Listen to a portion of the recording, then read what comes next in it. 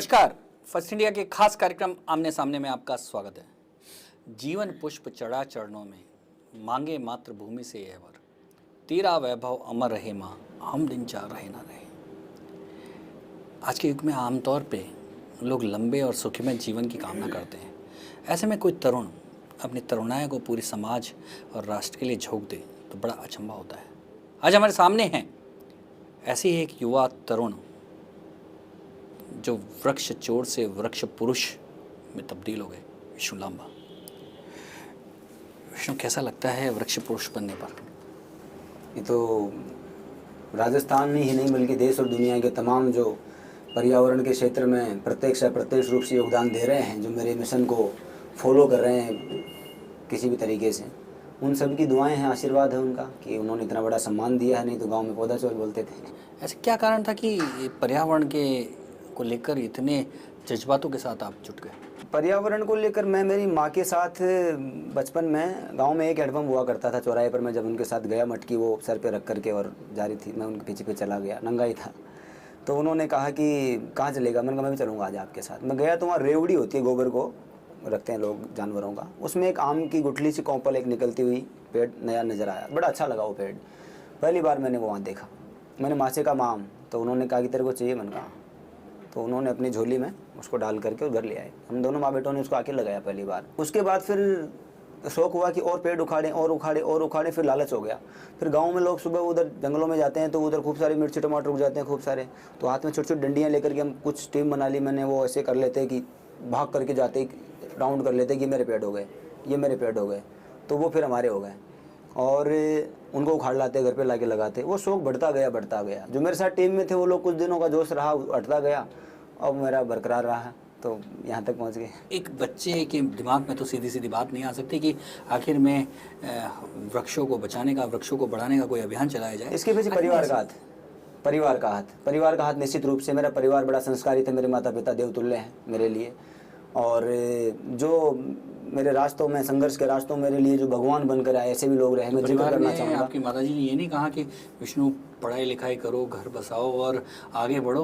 आगे बढ़ो, पैसे कमाओ, कुछ हमारी मदद करो, आगे इस लायक बनो, ये कहा। लेकिन फिर बाद में जब उनको पता चलने लगा, कुछ सालों बाद, मैं साधु बनने चला गया। मुझे दीक्षा नहीं दी गुरुजी ने, सन्यासी हो गया, चला गया, जूना खाड़ी पहुँच गया, दूधिया बालाजी संत आश्रम टोंक में मैं खूब रहा, बनास के किनारे। मैंने खूब भस्म रमाई वहाँ पर शमशान में जा करके, खूब सारे काम कर लिए। प्रेरणा किससे मिली ये सब आखिर में अचानक? ये प्रेरणा पर्यावरण से जोड़ने की प्रेरणा स्रोत तो मेरी माँ है, जिनके साथ मैंने पहली बार पेड़ लगाया।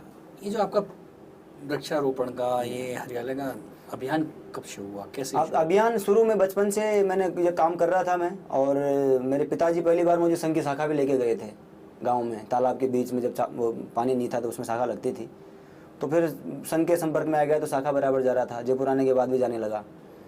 तो यहाँ पर कुछ लोग ऐसे मिल गए कि मैं, जब ताऊ जी परेशान हो गई कि अब ये पढ़ाई कर नहीं रहा है और ये कभी कहाँ भग जाता है, कभी कहाँ भग जाता है, और कहीं एक जगह टिक नहीं पाया। छोटे जीवन में कई सारे कालखंड इसने जी लिए। पढ़ाई भी नहीं हुई?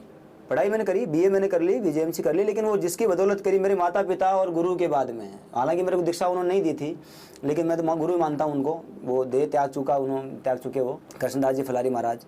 तो माता पिता और गुरु के बाद में इंसान के शरीर में जो मुझे भगवान नजर आया, वो एक ही व्यक्ति दुनिया में जिसको मैं भगवान कह सकता हूँ, और वो धन प्रकाश जी त्यागी हैं। संघ के वरिष्ठ प्रचारक हैं, 99 साल के युवा हैं। धन प्रकाश त्यागी अगर नहीं होते तो शायद मैं भी नहीं होता। आज विष्णु लांबा वृक्ष पुरुष नहीं तो होता। क्या उनको पता चला 10वीं क्लास में मेरे ताऊजी ने पिताजी से कहा कि भाई ये नहीं पढ़ पा रहा है, और ये इसको मैंने बहुत मार लिया, समझा लिया, ये समझ में नहीं आ रहा है इसको क्या चाहता है ये।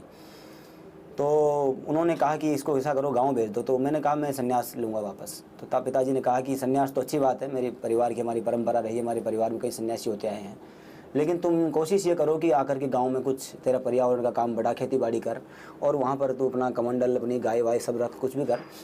और घर वालों ने खूब समझाया कि शादी कर। तो ठीक है, वो मेरे को नहीं अभी दिमाग में है चीज़ें। ये जो कल्पतरु संस्थान है जिसको लेके आपने अभियान शुरू किया, कब शुरू? मेरी मदर सोमवार का व्रत करती थी, उसका उजीवना होता है लास्ट में एंड में, तो वो मांगलियावास अजमेर में करती थी। वो वहाँ गई थी गांव की महिलाओं, माता बहनों के साथ में, तो वो वहाँ से कल्प वृक्ष के 3 पत्ते लाई थी। उन्होंने एक पत्ता मुझे दिया कि तुझे पेड़ पसंद है, कल्प वृक्ष का पत्ता है ये, तू रख ले तेरे पास, तेरे को अच्छा रहेगा ये। और दूसरा पत्ता भगवान के, हमारे चारों जनाथ का मंदिर है, मेरे पिताजी उसके महंत हैं, उसमें उन्होंने रखवा दिया। तीसरा उन्होंने कहा अनाज के कोठे में रख दे, कभी अनाज खत्म नहीं होगा, इससे कल्प वृक्ष है ये। तो वो कल्प वृक्ष दिमाग में घूम गया कि वो मैं कभी देखूंगा, तो वो नाम था दिमाग में। चलता रहा। बाद में लोगों ने मुझे समझाया, कई सारे IAS IPS अधिकारी नेता जनता जुड़ती गई, तो लोगों ने कहा कोई वो बनाओ, NGO बनाओ। तो मैंने कहा NGO की इमेज अच्छी नहीं है, प्रोजेक्ट फंड ये चोरा कुत्ती सब करना पड़ेगा। तो उन्होंने कहा कि ऐसा ज़रूरी थोड़ी तुम प्रोजेक्ट लो या फंड लो या कोई समझौते करो, लेकिन बनाओ, किस छत के नीचे तुम रह रहे हो, किस बेस पर काम कर रहे हो, वो ज़रूरी है। हमने नाम रखा तो वो संघ के संस्कार थे, हमने रखा अखंड भारत कल्पतरु संस्थान। तो अखंड भारत पर चिड़ हो गई हमारे प्रशासन को, मैं लड़ने को तैयार हो गया। तो फिर एक सन्यासी हैं जोधपुर में, मैंने उनको फ़ोन किया, मैंने कहा महाराज जी बहुत दुविधा में हूँ और स्थिति ऐसी बन रही कि अखंड भारत पर दिक्कत हो रही है लोगों को। उन्होंने कहा कि अभी थोड़ा सा संघर्ष का समय बाकी है, तुम ऐसा करो अखंड भारत की जगह श्री लगा दो, श्री भगवान का नाम है, विष्णु के साथ श्री रहना जरूरी है। उन्होंने श्री लगा दिया। तो विष्णु बात ये है कि जो कहा कि पागलपन है, घर वाले भी तो पागल मानते होंगे? तो घर वाले पागल मानते थे आज के कुछ सालों पहले तक। क्या कहते थे उसमें? उस समय बोलते थे कि पागल है, न कुछ समझता है, क्या करेगा, हमारे तो बहुत ही। और मैं भी अपने माँ बाप के लिए जो मैंने कुछ नहीं कर सका और नहीं कर पा रहा हूँ, कई सारी कारणों से सब समाज के सामने हैं, तो मैं तो अपने आप को अपने माँ बाप की सबसे नकारा संतान मानता हूँ कि मैं उनके लिए कुछ कर नहीं पाया। लेकिन आज माँ बाप जब फ़ख्र से कहते हैं कि विष्णु हमारा बेटा है, ये गांव में जब लोग बड़े IAS IPS या बड़े अधिकारी नेता मंत्री मिलने जाते हैं गांव में, आज जो गांव में माहौल बना है, तो वो फ़ख्र से कहते हैं विष्णु हमारा बेटा है। तो उस समय मुझे लगता है कि हमने सही किया, हमारा निर्णय सही था। चारों ओर अतिक्रमण का हालात है, वन कम होते जा रहे हैं, ऐसे में ये कितना महत्वपूर्ण विषय हो गया, कैसा लगता है? देखिए जनता को आगे आना पड़ेगा।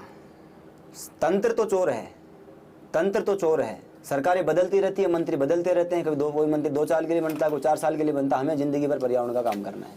हम वो विष्णु लांबा नहीं रहे जो गांव में पौधा छोड़ते थे।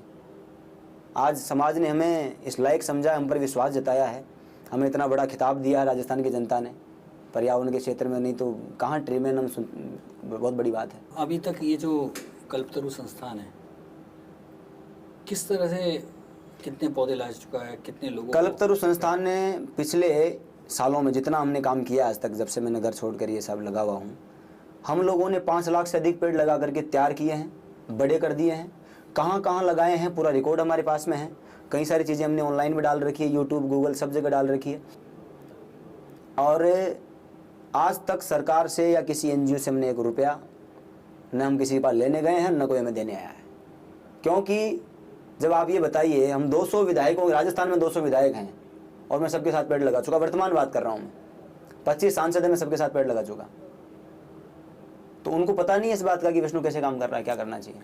पर विष्णु लांबा, यहीं बड़ा सवाल ये उठता है कि आखिर में ये राजनेताओं से पेड़ लगवाने का क्या शौक है? लोग कहते हैं कि विष्णु लांबा को राजनीति का शौक है, इसलिए राजनेताओं से। राजनीति मेरे जीवन का हिस्सा न कभी थी न कभी रहेगी।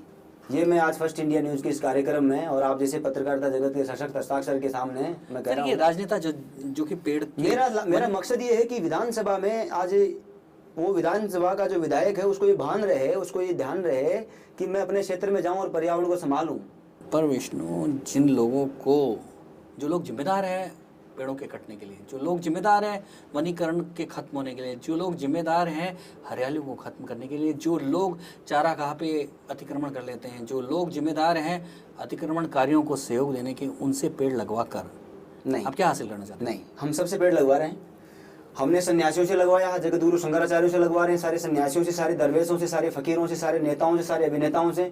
इस धरती पर जो हमसे संपर्क में आएगा हम उससे पेड़ लगवाएंगे, चाहे कोई भी हो। हम काशी में लगा सकते हैं पेड़, तो कराची में भी लगा सकते हैं। हम सिर्फ पेड़ की बात कर रहे हैं, पेड़ लगाना बुराई नहीं है। विष्णु, एक और बहुत बड़ा आरोप है कि पेड़ लगाने और उसकी प्रचार करने की बड़ी होती है, लेकिन पेड़ फर्जी ऐसे 50 सैकड़ों संस्थान खड़े हो गए हैं जो पेड़ लगाने के नाम पे समारोह करके वाहवाही लूट लेते हैं, लेकिन वो पेड़ बचे भी हैं कि नहीं, वनीकरण हुआ है या भी नहीं, ऐसी समस्या खड़ी हो जाती है कि केवल अखबारों में छपवाने के लिए पेड़ का पौधरोपण करा दिया जाता है और पेड़ लगवा दिए जाते हैं। नगर निगम जेडीए क्या कर रहा है, शहर की आप ले लीजिए बात, मैं देश और दुनिया के अलग शहरों की नहीं करूँ। नगर निगम क्या कर रहा है, जेडीए क्या कर रहा है, वो सबके सामने पता है। कल के अखबार में है कि नगर निगम ने 5 लाख पेड़ लगाए हैं। आज मेरा किसी अखबार ने वर्जन में लिया था, ये 5 लाख पेड़ हर साल लगा रहे हैं, तो 5 लाख पेड़ जाते कहाँ हैं? ये मानक क्यों नहीं बढ़ रहा है? हरियाली का जो हमारा एक मानक है वो बढ़ क्यों नहीं रहा है? हम कर क्या रहे हैं? कहाँ जा रहे हैं? वन विभाग में कितने पेड़ नहीं बन रहे हैं? पर ये सवाल आपसे भी है, ये सवाल बड़ा सवाल है कि आखिर में इतने सारे पेड़ लगवा दिए अभी संस्थान ने, है कहाँ वो? हमने कल्पतरु ने जो लगाए हैं वो कहाँ हैं? इस बात की सरकार को हम तो खुली चुनौती दे रहे हैं, आपके चैनल के माध्यम से दे रहे हैं। सरकार आए और देखिए कितने पेड़ हमने लगाए हैं। क्या इसका रिकॉर्ड है? पूरा रिकॉर्ड एक एक पेड़ का, एक एक पेड़ किस तारीख को किस दिन हमने किस आदमी से लगवाया है, वो पेड़ का रिकॉर्ड है। अगर सूखा है तो हमने जाकर के लगाया है। आपका संस्थान सरकारी नर्सरियों से पौधे नहीं लेता? लेता है, रसीद लेता है, पैसे देते हैं, रसीद कटवाते हैं, किस तारीख को किस नर्सरी से कितने पेड़ लिए हैं। निःशुल्क नहीं लेता? लेता है, देता कौन है? अच्छा, एक बड़ा सवाल उठा है कि जैसे उठाया कि 5 लाख पौधे लगा दिए, अभी लाखों पौधे हर साल वन विभाग लगा देता है, दूसरी संस्थाएं लगा देती, आखिर में क्या होता क्या है इनका? कहाँ जाते कहाँ हैं? झाड़ियाँ लगा देते हैं, 5 लाख झाड़ियाँ लगा देते हैं। झाड़ी में आता है कनेर टाइप का, जो आपका जो गोल्डन डोरेंटा टाइप का जो पेड़ होता है डिवाइडर पे जो लगाते हैं, झाड़ियाँ लगा देंगे। 5 लाख पेड़ लगा दिए। कौन सा आदमी है जो अपने परिवार का सुख चैन आराम छोड़ करके जाकर के इनसे लड़ेगा, आरटीआई लगाएगा या कुछ करेगा? और फिर करेगा तो जब लालच बीच में आएगा कि शांत हो जाओ, तो फिर शांत नहीं बैठेगा। पागलपन तो चाहिए ना साहब। लेकिन ये इनके खिलाफ भी तो कभी आप आवाज़ नहीं उठाते? आवाज़ क्यों नहीं उठाते? अशोक गहलोत साहब ने वर्ल्ड डेविड आर्ट सेंटर चलाया था, ओटीएस में world David art centre, 570 crore रुपए की योजना थी वो, 500 कारों की पार्किंग थी उसमें। उसकी जरूरत नहीं थी। हमने कहा यहाँ 5000 पेड़ कटेंगे, अरे नहीं माने, हमने केस कर दिया, कोर्ट में केस जीते हम। 5000 पेड़ आज खड़े हैं आपके सामने। हमने तो नहीं गए किसी के सामने कि पुरस्कार दे दो, कि अवैध आवेदन करने नहीं गए। लंबे समय से वृक्षारोपण और इसमें जुटे हुए हो, क्या लगता है कि लोग ईमानदार हैं पर्यावरण को लेके, वृक्षारोपण को लेके? ईमानदार होते तो अपने जन्म पर जो भी पैदा होता है उसके साथ 5 पेड़ लगाते, उसके सांस लेने के लिए, उसके फर्नीचर के लिए, उसके मौत पर जलने के लिए। मैंने 2007 में एक नारा दिया था, हरित भारत हर्षित भारत का, मेरे गांव में।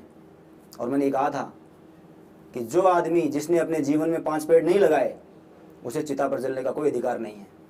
अपने अंतिम संस्कार के लिए तो कम से कम आदमी को पौधारोपण करना चाहिए। और सरकार को भी चाहिए। हमने राजस्थान के शिक्षा मंत्री जी से कहा, कालीचरण सराफ जी से, आप शिक्षा मंत्री बने हैं, जुलाई आने वाला, 1 साल पहले की बात कर रहा हूँ मैं।